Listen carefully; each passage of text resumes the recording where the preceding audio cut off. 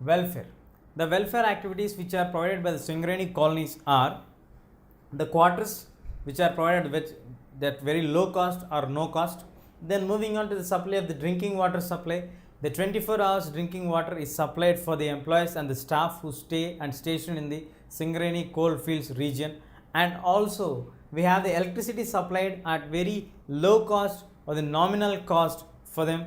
And moving on to the schools and the hospitals were also established for them, because in order to ensure that the employees' children are getting well educated and no child is denied of entry into seat, and they just charge a nominal fees for them. And they also provide hospital facilities for them to ensure the families are fit, fine and healthy. In this way, the Singareni colonies takes care of their staff by providing the basic amenities which are required for them at very less cost or the nominal cost as far as available for them as per the government norms applicable to them. And moving on to the safety and the health of the people and the employees under the Singareni colonies. The safety is done as per the regular checkups of the people in regarding to their health, because if a person is not healthy, he cannot move quickly, at the same time he cannot respond to the instructions quicker and faster. So to ensure that all the employees does their activities in quick and sharp manner, they maintain the health standards of the employees in par of their safety. So let us see what are the other steps what they do here.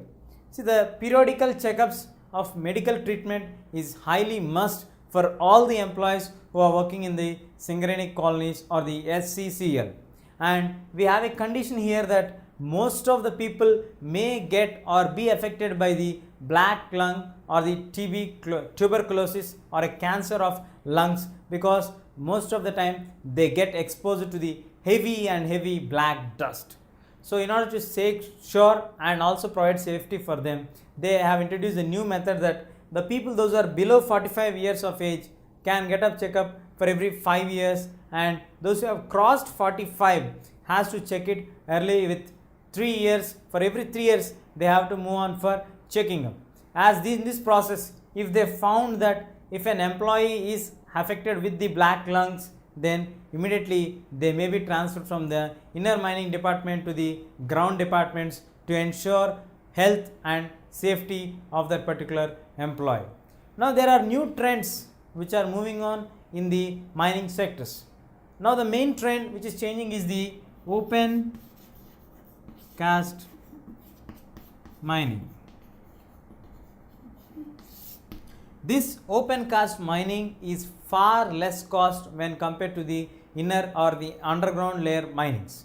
This open cast mining is open, they dig it, and in this process the Singareni colonies have established 15 open cast minings, and most of the work is done by the cranes and the bulldozers. They dig the entire thing into a big hole, leave it open, and they start doing the mining, and they do on mining like this for 10 to 15 years. But the environmental point of view, this kind of digging is harmful and dangerous for the environment as well as for the rivers which are nearby for it. Because when we start to do the open mining and doing the digging and all, when we dig it, we get lot of amount of stones, mud and all the other materials which has to be disposed very carefully, and make sure that these are not added to the water of the rivers, because if the river water gets added this one, the sustainability of the river gets into trouble. So in this way, the Singareni colonies try to provide safety, security and also some of the welfare policies to its employees. As we moved on, we as teachers have learned some new concepts, that there are some changing trends which are happening in AP also. We have one of the changing trend which is happening regarding the Batters mines. What happened there? In which district of AP it happened? What are the major changes it happened? Is it owned by government or by the private people? We shall discuss and conclude the lesson. Now, the Mangampeta Batters mining is an example of open pit mining which is happening in our state, which was started and is in a huge profit. The most recent trends is the open pit mining. So this Mangampeta is located in the YSR Kadapa district, which falls in AP, and in 1960s the Batters mines were discovered by the Andhra Pradesh Meteorological Department of company, which is now owned by the government, and it also owns this particular mines. which is a huge profit and the large scale income for the company which is owning this one. Now, barrators have been a close study, and once the barrators has been opened and mining has been done, the entire mining takes place in an open hole and they dig it literally, and everything, most of the work is done by the bulldozers and everything by the cranes. These bulldozers and cranes dig the entire open pit and allow it to do the open, the mask and everything, and they start to get the entire output, and these cranes, 10 tipper cranes, start to put it in the 10 ton capable ton travelers to make it to forward and transport it to the other regions. And when they see it, they first test it in the labs, the quality of the barrators what is available for us. And as per the knowledge what we have learned, the barrators, when it is evaluated, we find in the upper layers you get the grey color, and in the lower layers you get the white color or the cream color. In this way, the entire barrators has been graded into high quality and to the low quality. The high quality has been exported and the low quality has been exported to the smaller companies which are in tie-up with this one, but it also provides huge profit for the APMDC. How is the entire process going on? How are the employees here? What is the procedure that is adopted here? Is it profitable to the AP government or no? Let us discuss that. As we know, in the open pit mining, the entire work is done by the machinery, bulldozers and the cranes which do the entire work.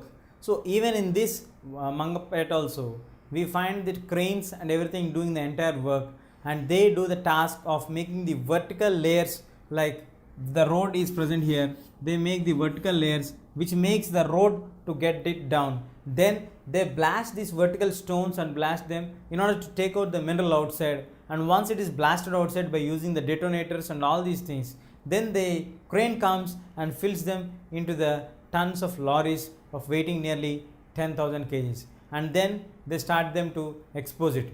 In this process, we get lot of amount of the waste things and the waste stones and the waste mud also. This entire thing is going to cause harm for the environment.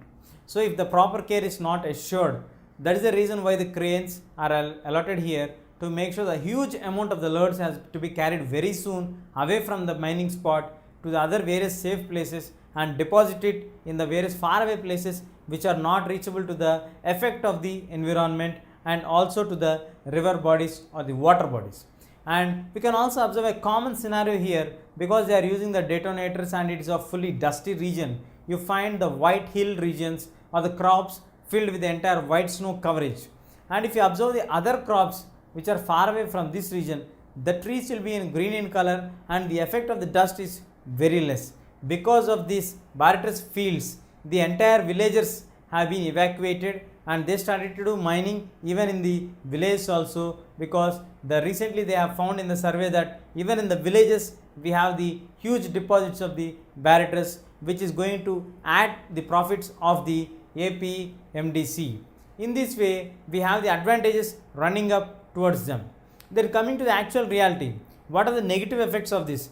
The White Hills concept itself is a dust blowing place where you can't get any kind of good healthy air to breathe in, which is filled with the dust or the barrators output. And as we move on, we also find that this barrators is broken into powder and filled into the bags and transported through railway wagons and the trucks off from the place. And we found that about the employees, there are nearly 600 employees working in the Mangapet flat or the plant, and then we have among them 152 are the regular employees working here, and the remaining all are the casual labor who can be removed as per the requirement of the plant and can also be recruited as per the requirement of the issue on the based on the work requirement. So in this way, the open pit mining is providing a huge profit, and it is a new alternative or the changing trend, which is the most important scenario of this point of time of the generation, where we have advanced in technology and we have the machinery to do the entire work. And moving on to the concept of the conclusion now. In this lesson, we have come to the conclusion that minerals are the natural environment for us, which are blessed or bestowed in the lands of Indian land. The government, on behalf of the entire human nations of that people, has the authority to cut it them or to utilize them properly in the larger benefit of all the people. And mining is the activity through which minerals can be exposed to outside and get profit for us. We have seen the teachers visiting the Singareni colonies, the possibilities, the negatives, they are going them into the ground realities and facing the real life situations of the employees. What are the welfare benefits they are getting, what is safety and security that is ensured for them. And we have also seen the changing trends of the open pit mining, and also an example of YSR Kadapa district regions Mangampeta plant, which is doing the barriers trade, which is in the positive side of the APMDC. In this way, these minerals would add as an advantage for our national income and the gross domestic product. It also generates a kind of employment for the people where many people can get their survival and sustain. That's all we have in this lesson.